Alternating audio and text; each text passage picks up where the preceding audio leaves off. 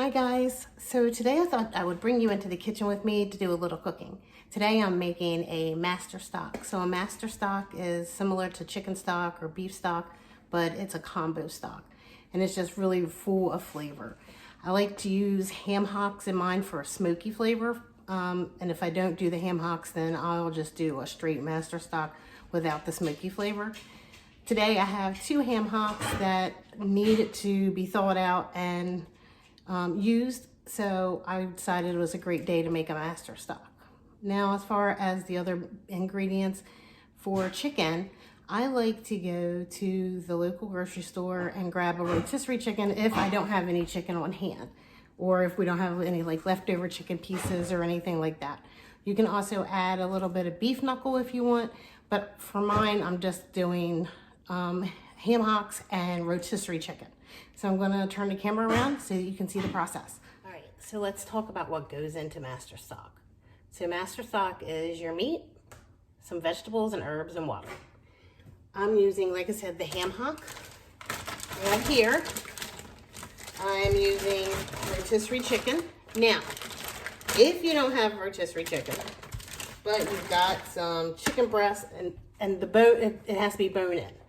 If you have chicken breast, if you have chicken legs or whatever, what you can do is take them, split them, expose some of the bone, and then put them in the oven and roast them. And then you pull them out and then you're going to use the roasted. It's really good if the bone is exposed because it's a bone broth and it helps form the gelatin that is needed to give the broth body. Also, you're going to use garlic, an onion, carrots, celery. You can also add mushrooms, but I don't use mushrooms for anything, but you can add mushrooms. As far as your herbs, you're going to use black pepper. You're going to use paprika. I didn't have any, so I'm using. You're going to use bay leaves. And then I use fresh herbs whenever I can, and I had some rosemary and thyme. All right, so you're also going to need a stock pot and cheesecloth, a ladle, and some containers to store them in, jars, freezable containers. I use these cheap little twist top, sorry, Duncan has to make an appearance and everything, little twist top containers that can go in the freezer. I like to freeze this in small batches. And then they just pop right in the freezer. All right, so let's get to breaking things down and making this stock. All right, so this part's super unglamorous, but you're going to take your chicken. There's a little bit of juice in the bag. Goes right into the pot. All right. Now we're going to take our chicken. We are going to get rid of the string.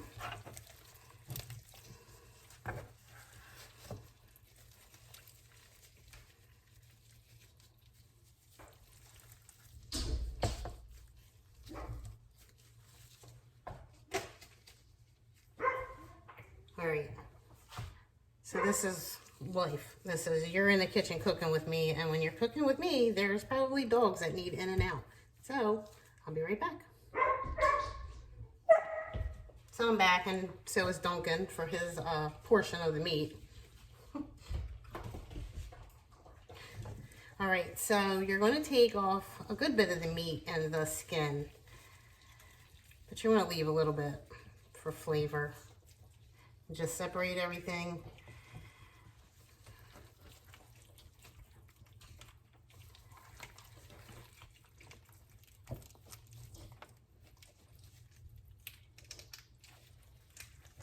Like I said, not glamorous.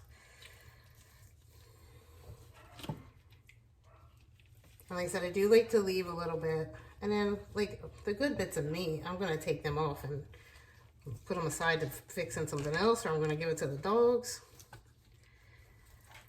The middle section here, you can use that. I tend to not, but you can. It doesn't hurt anything. Because this, like I said, it's a bone broth.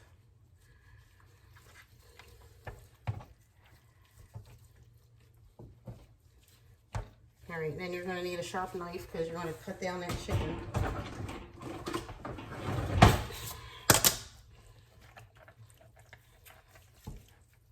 You want to cut it as close to the bone as you can.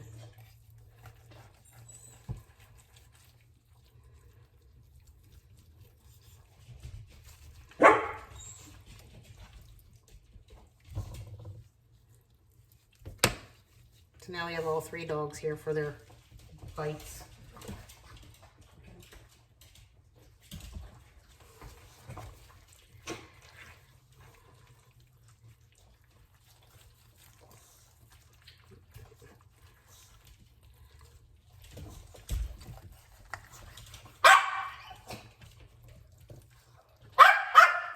No.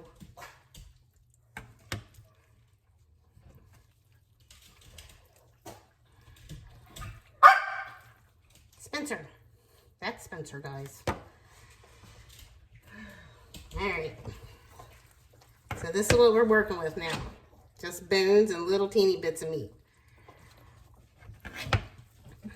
Everything else is meat that I saved. And I can make chicken salad or whatever out of it.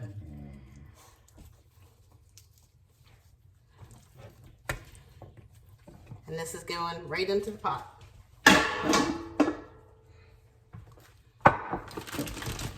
Next, I'm going to add my ham hocks. Sometimes you get them, they're smoked. Sometimes they're not. A lot of people that are processing their own meat, it's not going to be smoked necessarily. But the reason that I'm adding them is for that smoked flavor, so I have the smoked. All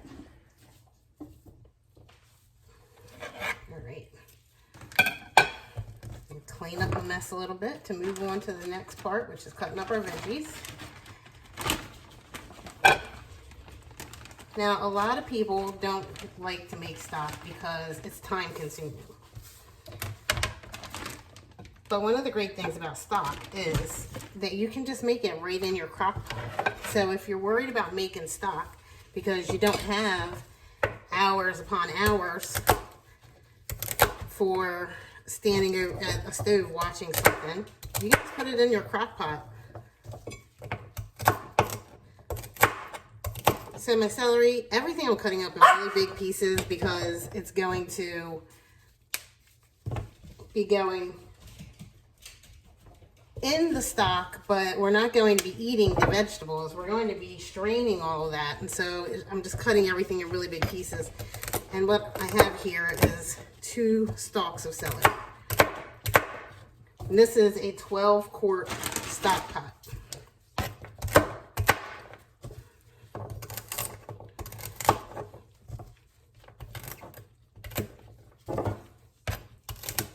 That's going to go in.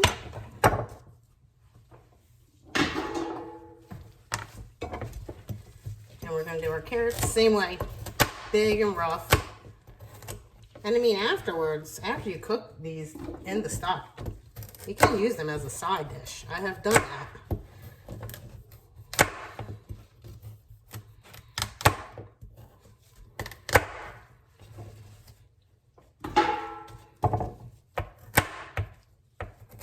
And I want to do, it's usually 2 carrots. These carrots are like super small.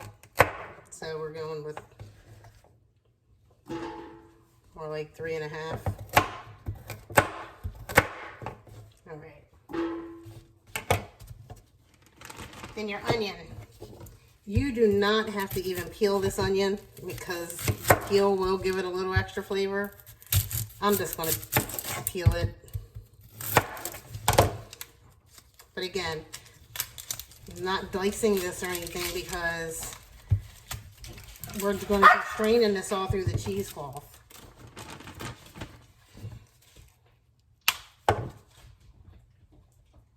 Guys, I wish there was a way I could do a video in the house without these maniacs barking when I'm working with food, but it's not possible. They just They're doing their thing. They're living their best life. And they're trying to get some yummy chicken. Can't blame them, right? Alright, so that's the size of the pieces of onion that are going in. I'm not a huge fan, I will admit, of garlic. So, I actually really don't like garlic whatsoever. But it does make a big difference in this. So we're just gonna take our clove and peel it. I wish I had one of those garlic peelers. I seen a video from Living Traditions Homestead. Sarah was doing a video and she had this really neat garlic peeler that you just put the clove in and rolled it and it just peeled it. It was so neat. So I want to get one of those one day. So I think I'm going to do 4 cloves for this, but what a lot of people do is they will take the garlic, the whole garlic, and just cut it in half and put the whole thing right in there. And like I said, I'm not a big fan of garlic, so I'm not going to do it that way. But I could.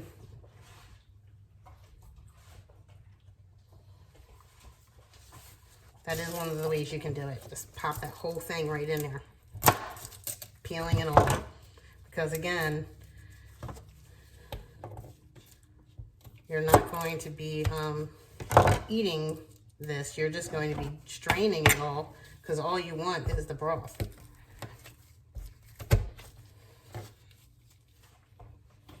All right, so I got my cloves of garlic in there. I've got carrots, celery, onions. I'll clean up my mess. A little bit anyway. All right, so then my rosemary, I'm going to use 2 sprigs of rosemary. Thyme, whew, it's a lot. I don't know how much that is, but you're going to season this to your taste, and I love thyme in my chicken, in my broth, everything. Got to feed the masses and keep going, right? All right. Paprika, we're going to use.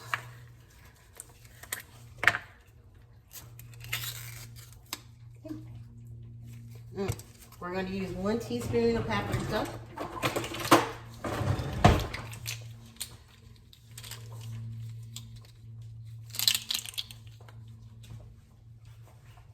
Right in there.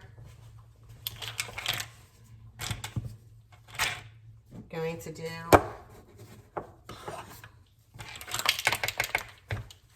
half a teaspoon of salt. Only because you're going to salt this to taste whenever you're making whatever you make with this stock. And with the ham hocks, it's going to make it salty anyway. We're going to do a splash of pepper. And then we're going to do 2 bay leaves. Maybe. Let's get rid of these cloves.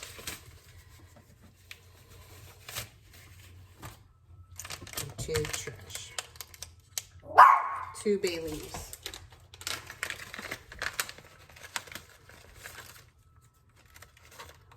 All right, so let's have a look in the pot. This is what our stock is looking like so far. Right, looks delicious already. It's not even cooking. All right, so now we're just going to fill our pot up with water.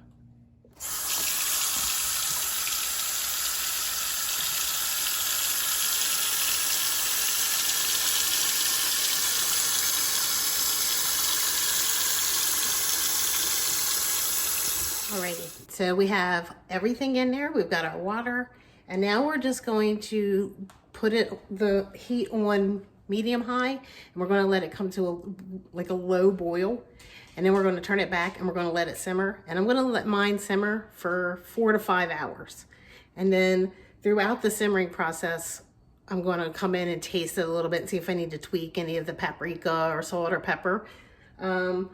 Also, you want this to simmer down to about half. Sometimes I'll let it simmer a little bit less than half, and then I'll add a cup of water and then just give it a good stir and let it rejuvenate. You don't really have to spend a lot of time stirring this or anything, but I do come in and stir mine like every half hour or hour just to check, make sure nothing's burning or anything like that. So I'll check back in with you after this has been going for a little while. All right, guys, so it's been about an hour and it's cooking up beautifully. Check it out. And that's how you want to keep it, at that nice little simmer right there. So one of the ingredients that I forgot to mention that might seem a little strange, but trust me, you'll love it. So only when I'm doing the Smoky Master Stock, I'm going to add, about an hour before it ends, I'm going to add an apple.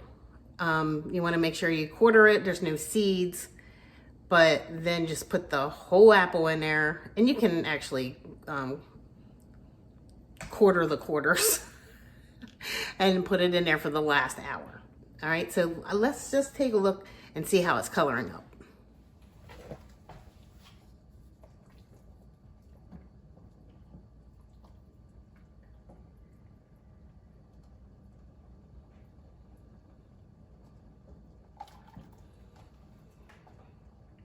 All right, check that out.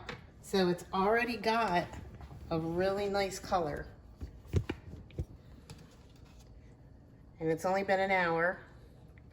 It's coloring up really nice, looking good. All right, so we're gonna pour that back in there, and then we're gonna keep on letting it go.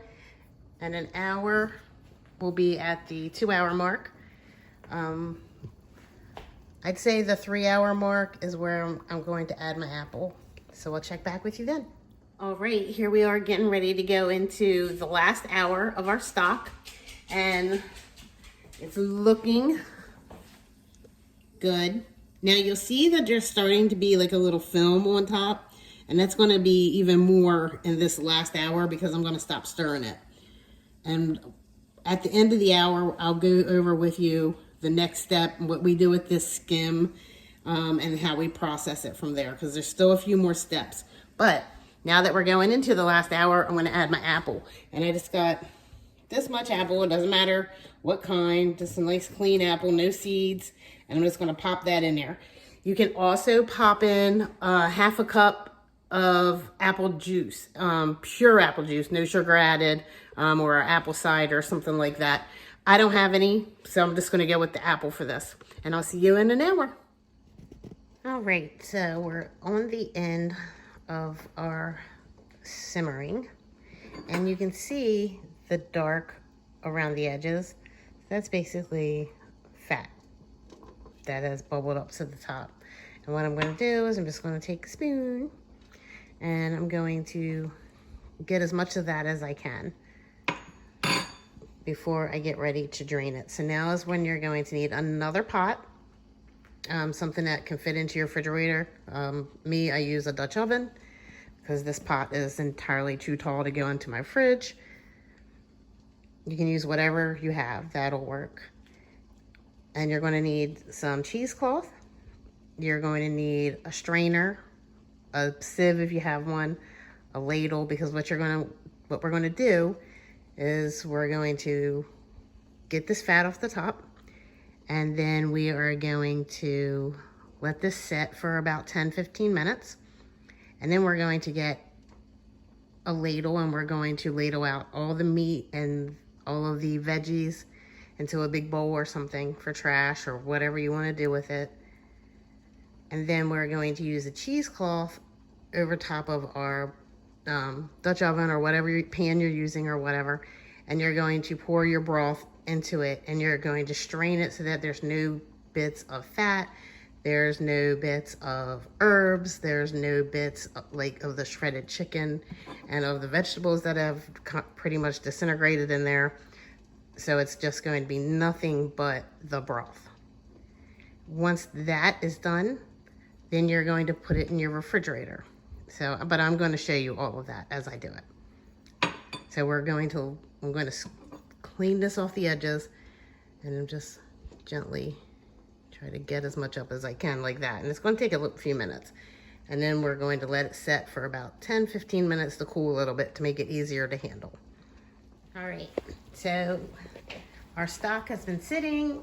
I got all of the, or we'll say most of the fat skimmed off the top. Now I'm just going to get it into this Dutch oven. And what I'm gonna do is I'm going to just get a ladle, big spoon or whatever, and get as much out as I can into this bowl.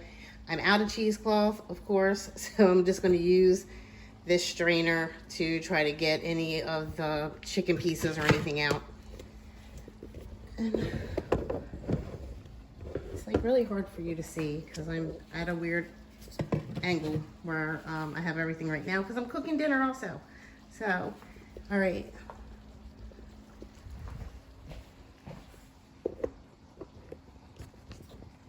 There you go. So you can kind of see what's going on over here. So I'm just going to get a slotted spoon and start getting this meat and stuff out. The ham hocks, you might want to get like some tongs or something and take it out with that, which is exactly what I'm going to do as soon as I find some tongs. Just because it's probably a little big for the spoon.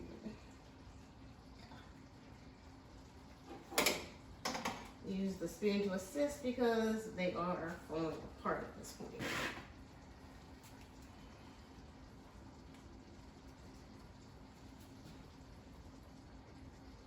And I just pulling stuff out. Find the other hand up. There she is. And look at all this that's coming out with that.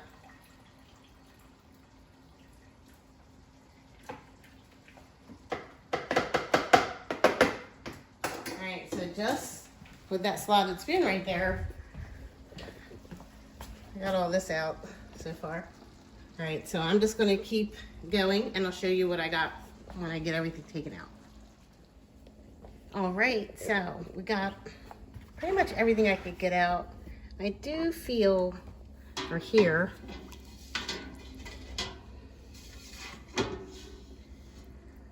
like a substantial piece of bone in here. But as I'm scraping, I'm not really getting much of anything. So this is where I'm going to have to go to using the strainer and pour it over into the strainer slowly. All right, so this is what we're left with. It actually ended up being a little more than would fit in my Dutch oven, and so I just went ahead and wasted like a cup of it, but it's okay, we have plenty. And then this is everything that we got out of there. Like I said, if you wanted to try to salvage some of these veggies out, you definitely could, but that's not my cup of tea, but it's doable. So let's take a look at what this looks like, what our coloring is like and everything. Let me rinse this ladle off real quick.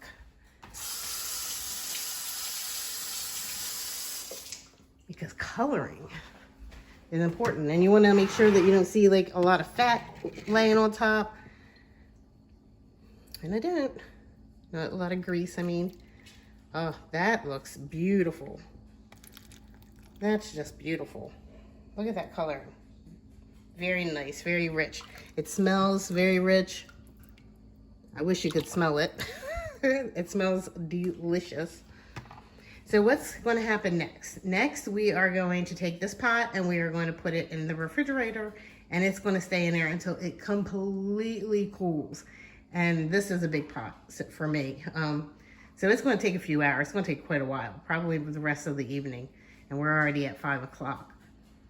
What's going to happen as it cools, it's going to first get a layer of fat on the top, and that's midway through cooling usually, and you're just going to go in and you're going to skim it all off with a metal spoon.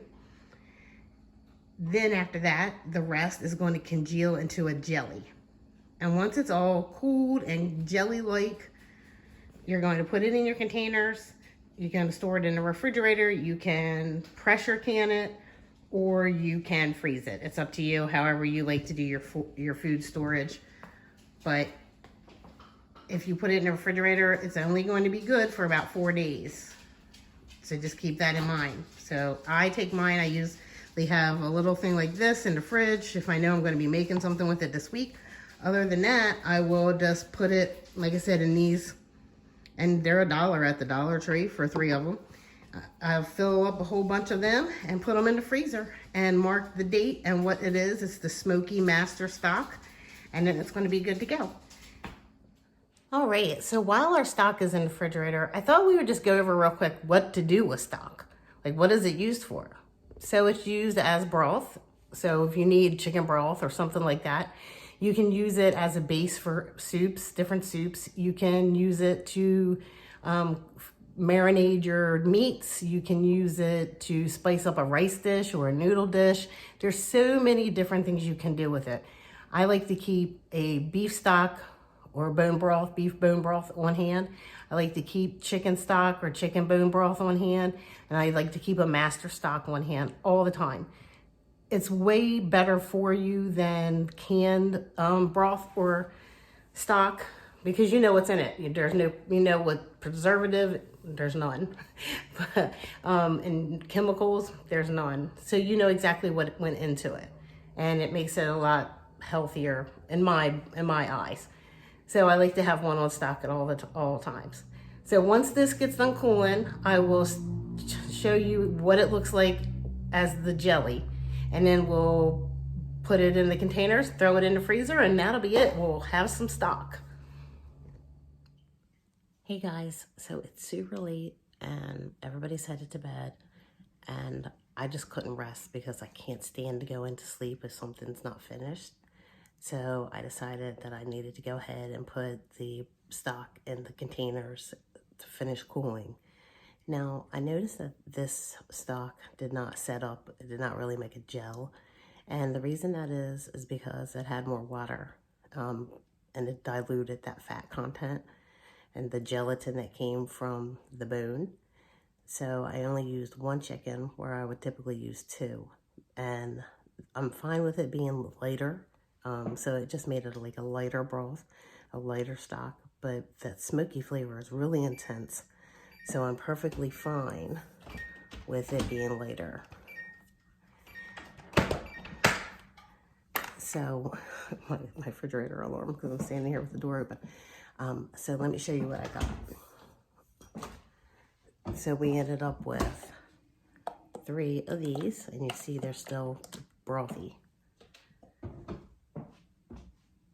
And we ended up with 2 of these big ones. So that's a lot. And so in the morning, even if it doesn't end up gelling and congealing, even if it stays like this, it's just going to go right in the freezer. I'm going to leave one of the small ones because I'm going to use it to make soup. That's really good for making a cabbage soup or like a roasted potato soup. Also homemade tomato soup, really good. But yes, I'm going to use this to make some soup this weekend. But other than that, I hope the recipe works out for you guys. I hope you fall in love with making stock because you can make so many different kinds. And until next time, bye.